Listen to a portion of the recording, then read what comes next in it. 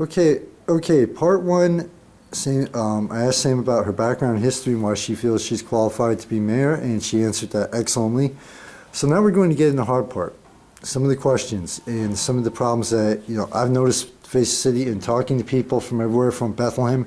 And yes, I go down to Philadelphia on occasion, and even down in Philadelphia, I mentioned in Allentown, it's like I got one positive reaction in 7 visits. So it's, but right off, before we get into the details, when this arena project, when the Center City project started, everybody was jumping to come up with, oh wow, well, we got to come up with a logo for Allentown. We got to come up with an identity for Allentown. And it ranged from everything from, well, we want to be like a major city, to stuff that I'm still like, okay, what, this makes absolutely no sense.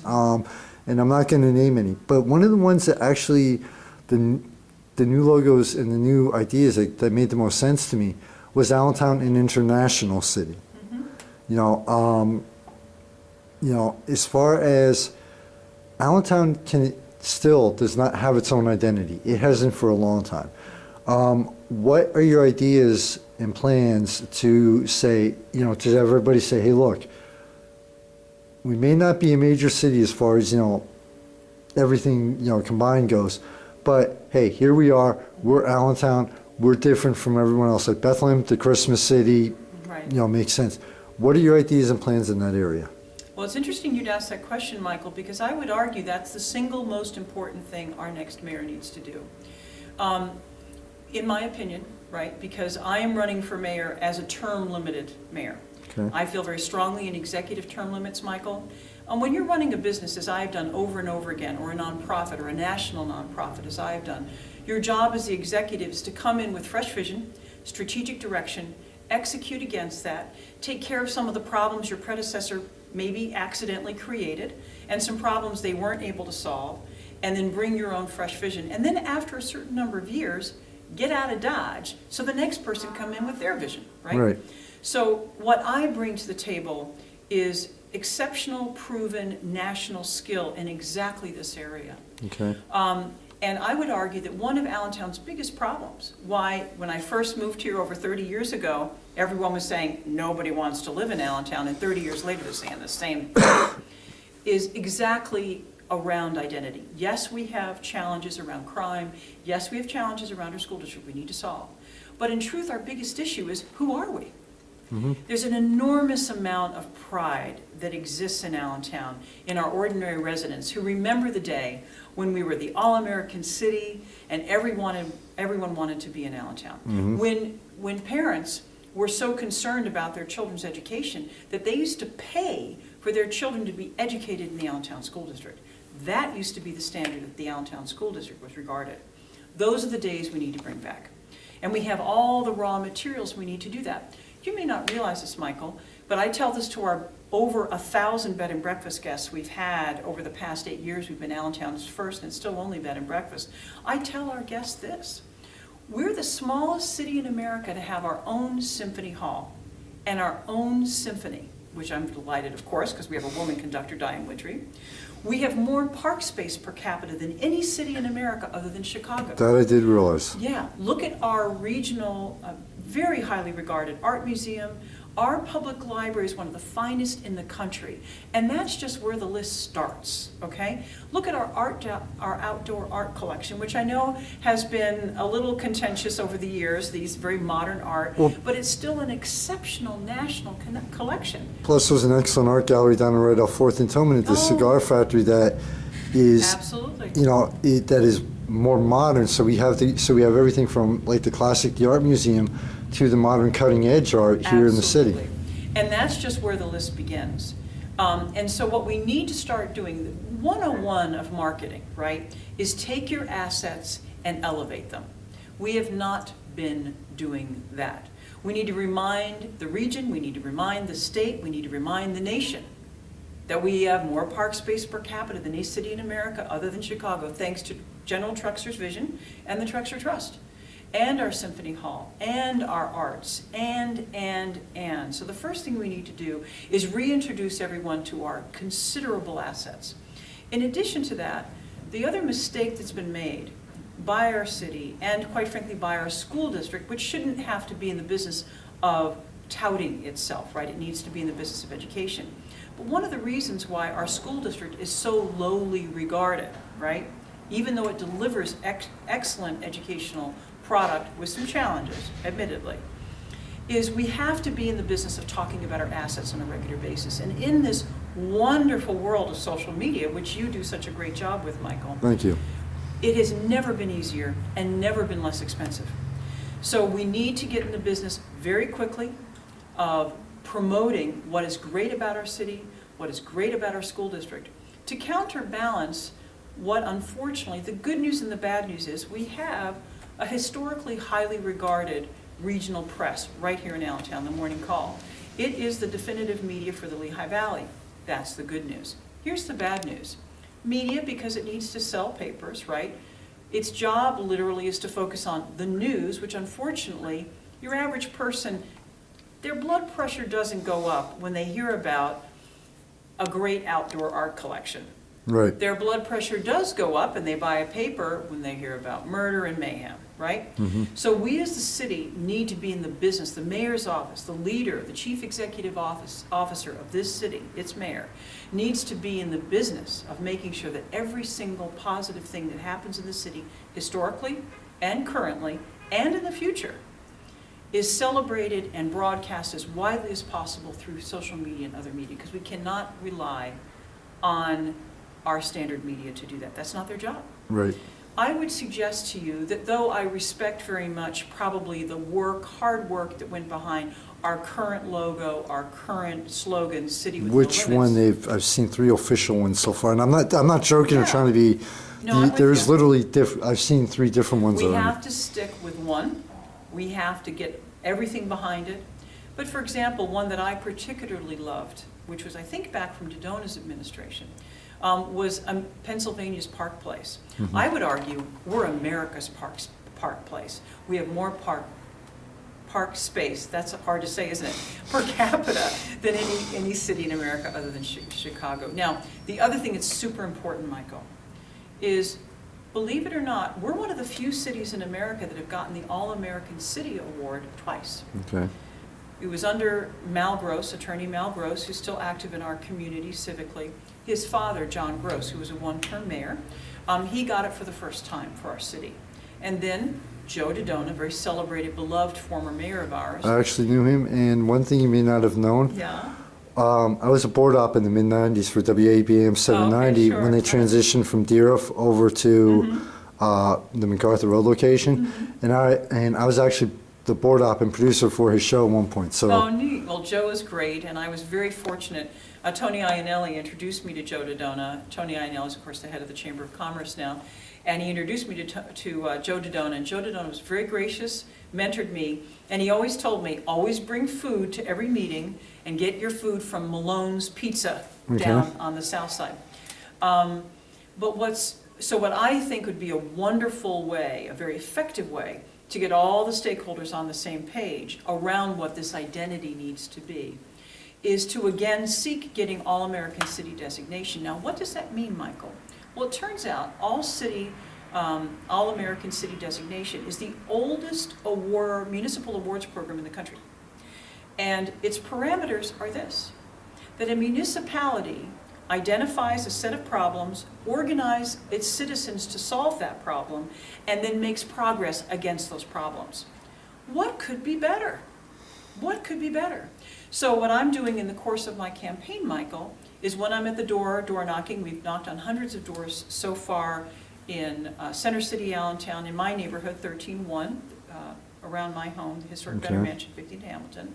We've been in South Side for weeks now. We're about to transition to West End, and then we'll transfer to East Side, and then start the process all over again. We've been asking at the door and at meetings. For example, I met with the UAW Mack truck retirees. I've met with various neighborhood groups throughout the city, and we've queried actually over 250 individuals right now. Okay. So we're beginning to get a rather large sample set, right? And we're asking them this question: What are the most important things we need to focus on in the city of Allentown to help the city move forward? And to a person, here's what we come up with: the runaway bestseller, crime and the perception of crime. The number 2 runaway bestseller, only lower than the school district by a little bit, than the crime, excuse me, by a little bit, is the school district and the perception of it. And then coming in third is absentee landlordism. Okay. So the other thing we'd work on from day one is getting all of the city together, all of our stakeholders, incredible investors like Lehigh Valley Hospital, Air Products, PPL, who've really done so much, Trexler Trust, Ryder Pool, Century Fund, in addition to all of our citizens, our Chamber of Commerce. There's so many stakeholders that are here in the city, our wonderful infrastructure of churches, our Latino organizations, our Syrian community, our Jewish community. We have That's so why I much said the here. international city. That's right. So that we'd all work together on identifying a set of problems, a set of challenges that we're all going to work on together, Okay. and seek getting All-American designation again. And by the way, Michael, there's only 18 cities in America that have gotten All-American City three times in their history. And my goal, if a 2-term mayor, if I'm elected, because I will term limit myself, if we don't, I want to pass that legislation, but even if we don't, working with city council, I will term limit myself after 2 terms. Okay. As Jeanette Eichenwald did, city councilwoman, who was my inaugural chair of my campaign. She term limited herself on city council after 2 terms.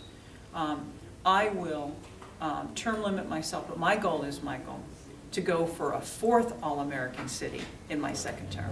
Okay. Now, I just want to get into a couple of details of, some of the problems that, I've seen. Since I've been back, I came back after being gone for 8.5 years. I came back the the day was the first Wednesday, September 2010 is when I stepped foot off the bus back into the Lehigh Valley, and when I left, I swore I was never going to come back. But what I've noticed in the past a little over 6 years is you have the Center City project here, which is also known as the NIS, okay? And that is an area which myself and a lot of people agree with me have a feeling that when you're walking around, it's like, oh, well, if you're not rich, leave because of all the high end, Right. Okay. And now they're talking about the waterfront project, which from everything I've heard is just going to duplicate the Center City project, the Center City. But yeah, I live on Airport Road at the Super 8, and just back in March, I know it's changed a little bit, but back in March, just for the hell of it, I walked from the Giant, which is technically in Bethlehem, Right. down Right to on the the Iron, boundary there, right. down to the Iron Pig Stadium in CareerLink, and I counted. Just what I noticed, I counted 13 empty businesses, which realistically is not, that's what, maybe a mile and a half, if that, 13 empty businesses on Union Boulevard. And on Union Boulevard, for those people, look it up on Google Maps or whatever, is, even with the new bridge and even with, different ways of getting out of town, Union Boulevard is still a main thoroughfare Oh, to yeah. get to over here, the Center City. Absolutely. And some of these businesses, what used to be Boulevard Lanes, and was, Yep. okay, over 4 years now. Yeah. You have the 8th Street building, which if you take a look at the building, they may have to demolish that thing, okay? You have the Dunkin' Donuts is been empty for a while now. The pet store, and this is just off, a couple seconds off the top of my head. Do you have any ideas? I realize that we have to get, different areas going, but do you have any ideas or plans to revitalize the east side, Hanover Avenue? Yep. Where to say, okay, well, we're not just, we don't want you just in here. We want to almost like, okay, here's a gateway, so we want to draw you towards it by presenting. Do you have any ideas or plans for possibly the revitalization of Union Boulevard? Absolutely. One of the reasons, Michael, I'm such a big admirer of Governor Rendell is I admired years ago, without knowing him, his approach to Philadelphia's revitalization. Remember, Philadelphia was bankrupt, crime was soaring. I still remember the move incident. Oh, it was a mess. And one of the things that I observed, I watched him closely do this, because I've always been interested in community development, in how we can make cities successful. It's always been a passion of mine since my early 20s. Okay. That what he did was, he did a lot of things at the same time. Often economic development and community economic development is unfortunately approached in a silver bullet approach, right? That if we simply did this one thing, everything would be solved. Right. When in truth, every evidence points to the exact opposite. Because it's just like business. When you open a small business, as I've done numerous times, when you seek to revivify a nonprofit or a political organization, if I've done numerous times, you can't assume that one thing is going to work, right? Right. You've got to position yourself that maybe this will work, but let's also do this. Let's try this, and let's do this. And I it's did that all with my based magazine on- several times. Well, and Michael, it's all based on, and I think this is the most important piece, your deep analysis of what is going on. You've got to do that prior analysis. When I took over Mayfair Festival of the Arts as its executive director back in the day, they were $250,000 in debt. They had failed their financial audit, which is the kiss of death for a nonprofit. And I turned around the failed financial audit, Michael, in 3 months. That's unheard of. And we then paid off all that debt and recorded, Michael, the highest attendance by a wide margin and the highest revenue in that festival's history. Okay. Right? Now, unfortunately, the next year, Michael, 5 days of rain for a festival.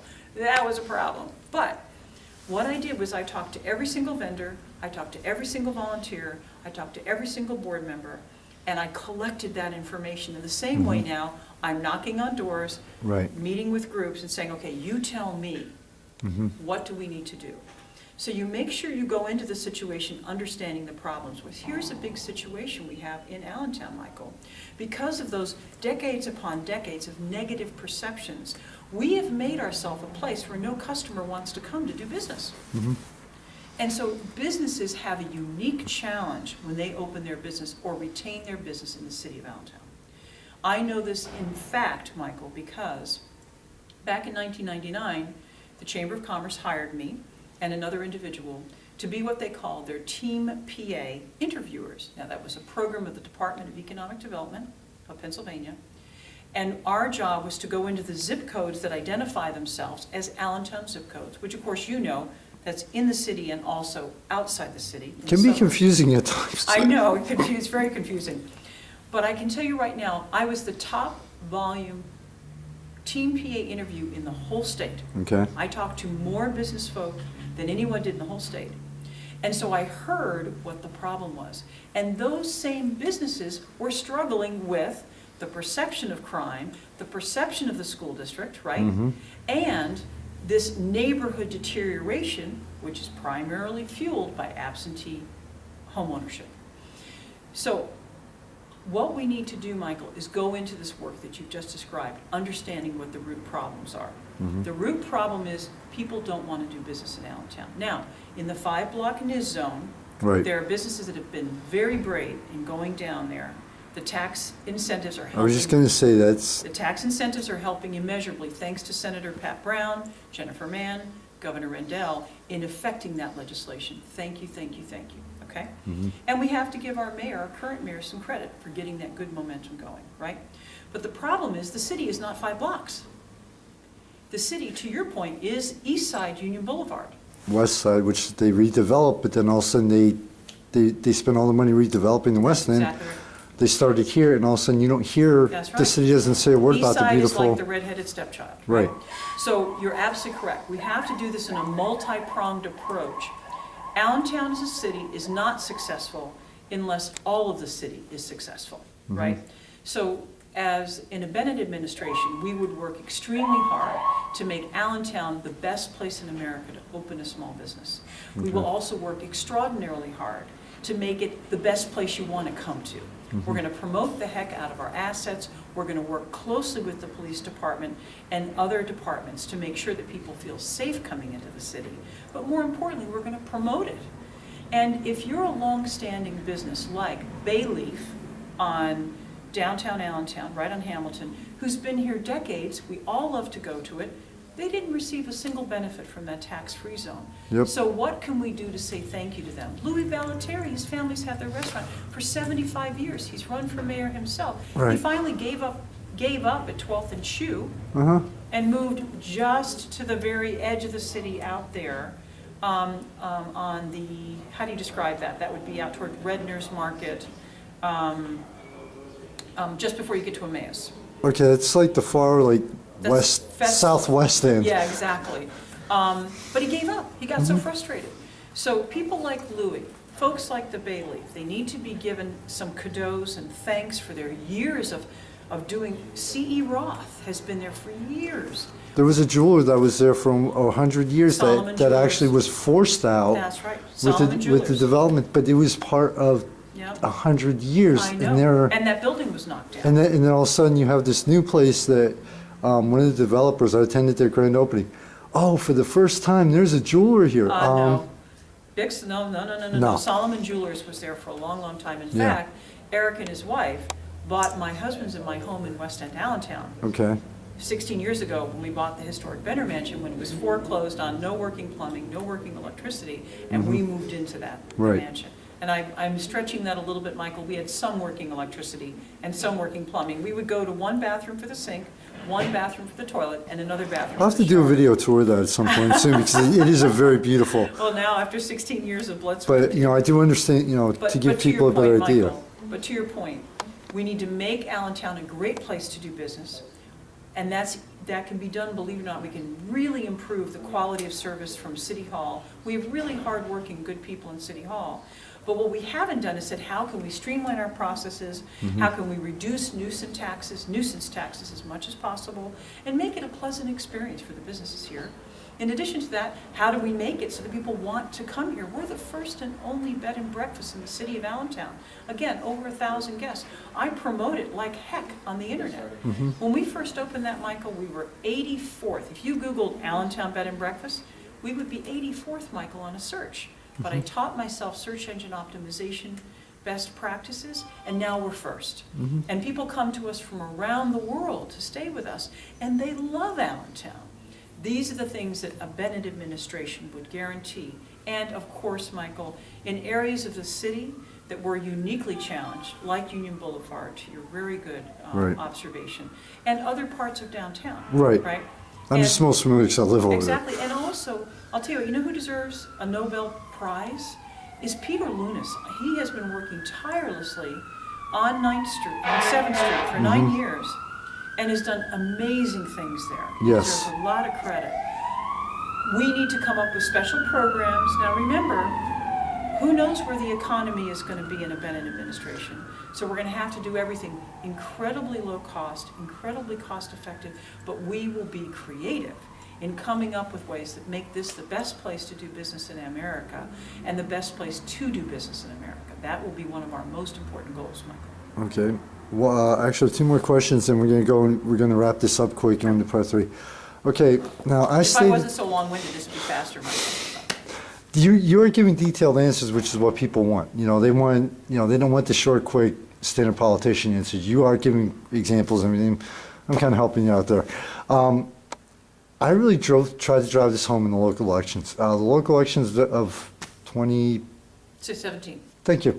No, I was talking about last year, last year was 2015. Thank you. It was when I first took my first magazine, Valley and Beyond, into the politics. Honestly, needed a new challenge and didn't know what I was getting into. But one of the things that's stated, especially on the local level, is, in my opinion, politicians, in the higher up you get, they have to have representatives to do this. But politicians and journalists, one of the first things that they need to do is they need to not be afraid to walk the streets. They need to not be afraid to, on occasion, here, land a bus, take the public transportation. Absolutely.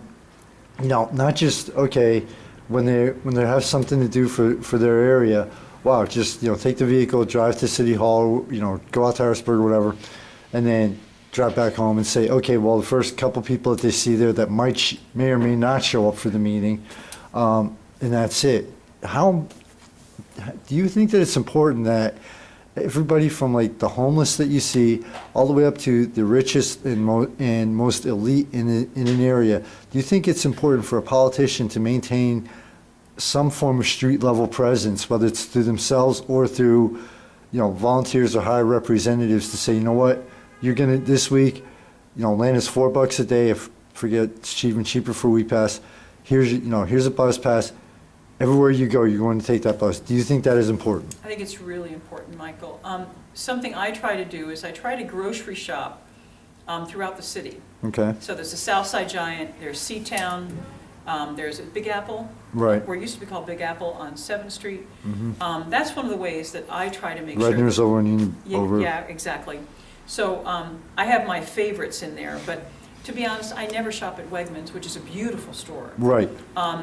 But your average Allentonian, one of my favorites is Ahart's, excuse me. Okay.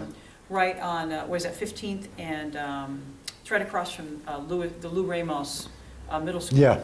Elementary school, excuse me. So Jackson, is that Jackson? Used to be Jackson? Yeah, I think so. So that's one of the ways that I weave into my daily life, making sure that I'm in touch with my city.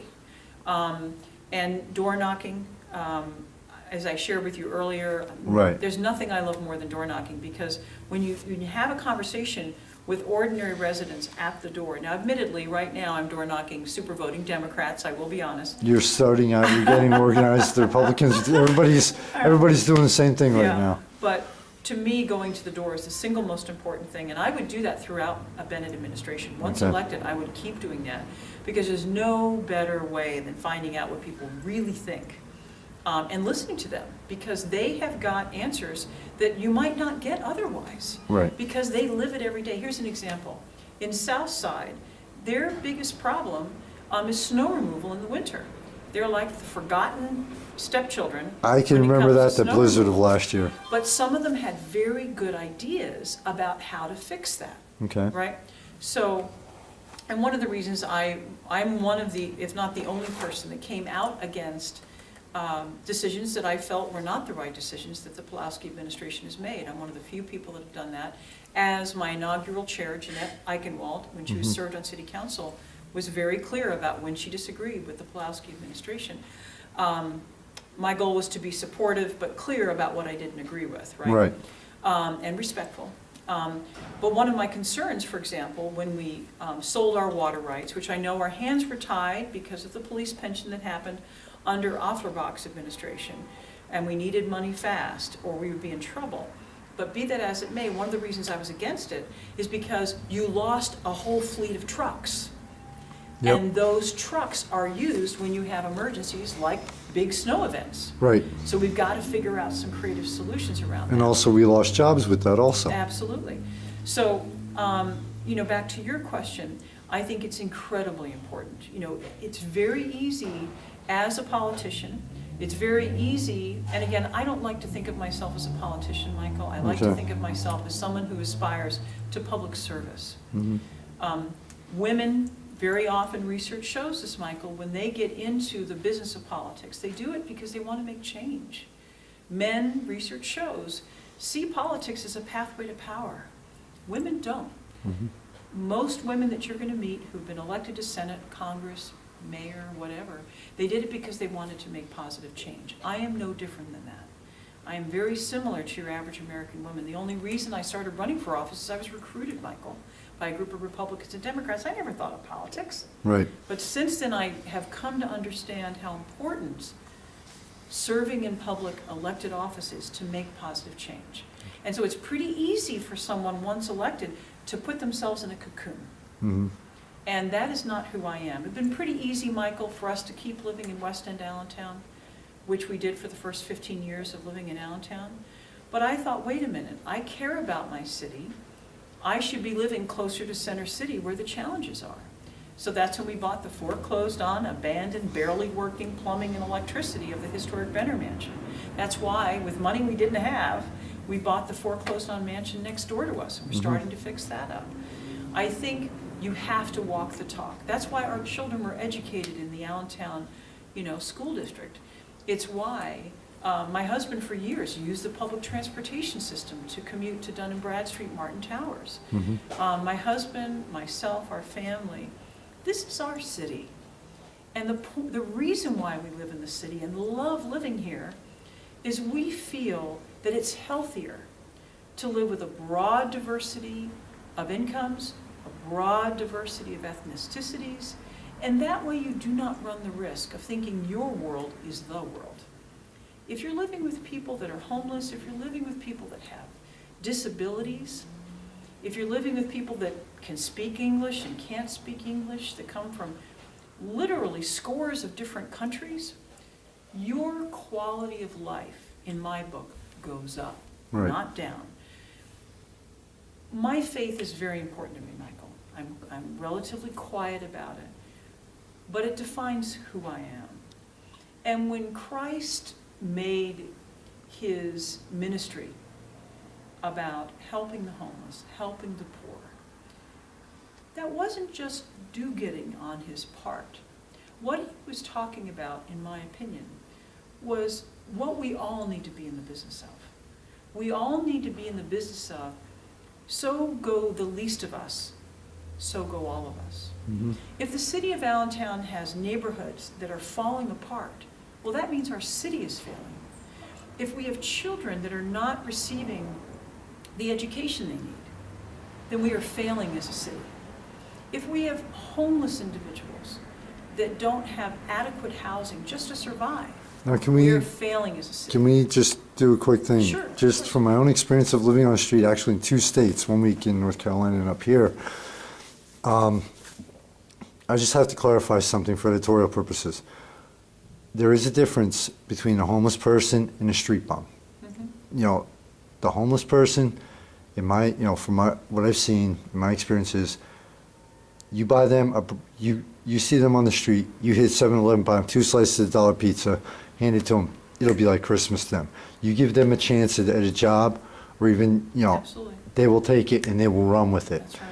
A street bum is someone who, you give them food and they will look at you and say, well, I need money, or they'll throw it out. You give them a chance at a job to get out of that life, and they'll screw it up, and next thing you'll see them on the drugs and the alcohol. So I apologize for the interruption, No, but I no, just no. did have to Of course. clarify that.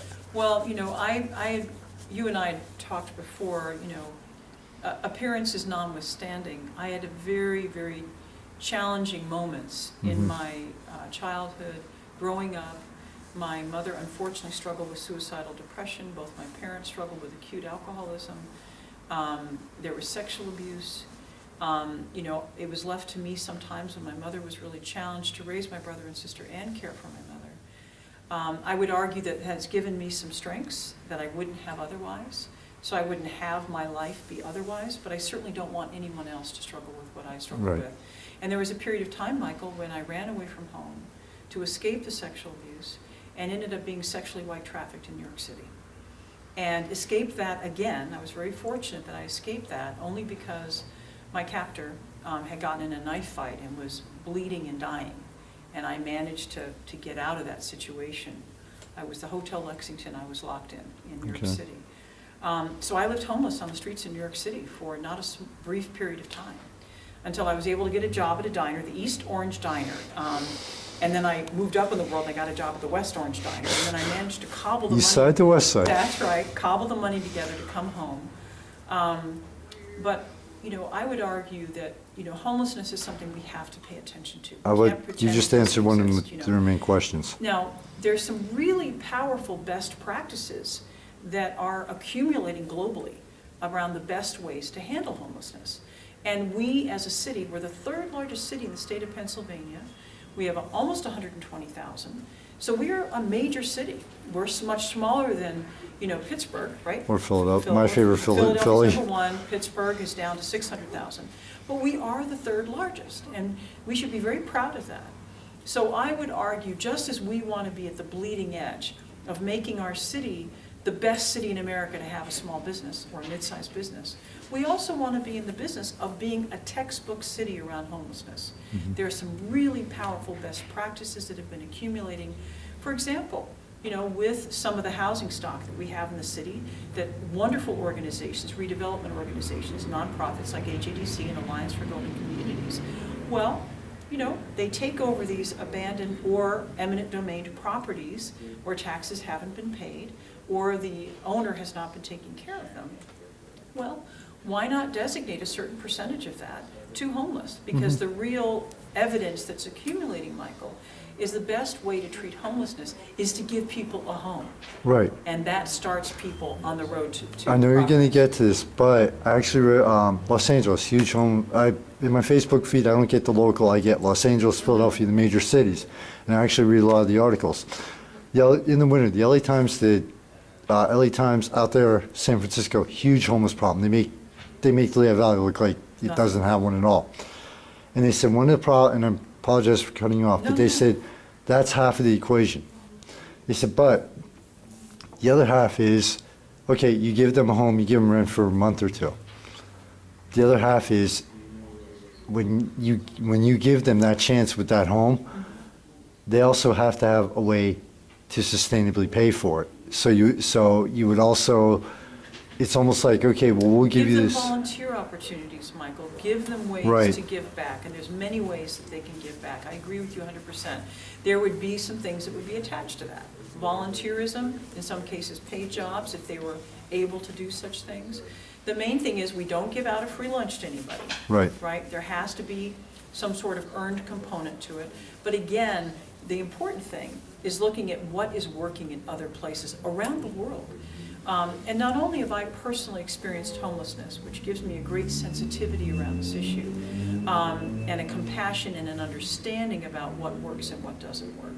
I also serve, I'm a governor appointee for the past 15 years on the Lehigh County Board of Assistance, Okay. along with the late Jay Sherline, Linda Epstein. And I can tell you right now, I am in our Lehigh County Board, I know the statistics, I know what the numbers are. Overwhelmingly, increasingly, what people need is medical help. Overwhelmingly, what they need is help with food, WIC, food stamps. So this is not an issue we can sweep under the rug, but we can do The it. city government has been doing that for you We for a long have to time. we have to deal with it in a way that doesn't make it a free lunch. Right. And we have an enormous richness of organizations here that can provide some of the surrounding services to help that. Again, we don't want to be a mecca for the homeless. We do not want to attract anymore, but we want to deal with the situations that we've got. And that's why, quite frankly, there's a Hava Java on 19th Right. Street, wonderful small business. Danielle, who's the owner, for 9 years, out of her own pocket, has been paying for Thanksgiving dinner for the homeless Yep. in Allentown. I approached her and said, I just want to help Danielle. And so we are the sponsors of our Okay. campaign is the sponsors of her Thanksgiving dinner this year. Thank you very much. You're welcome. So it's a wonderful thing that she does, and we're happy to help. Yeah, thank you very much. Okay, we're going to cut it off right here, and we're going to do part 3, wrapping it up, and give you a chance to do that campaign pitch at the end, and that'll be it. Okay, thank you.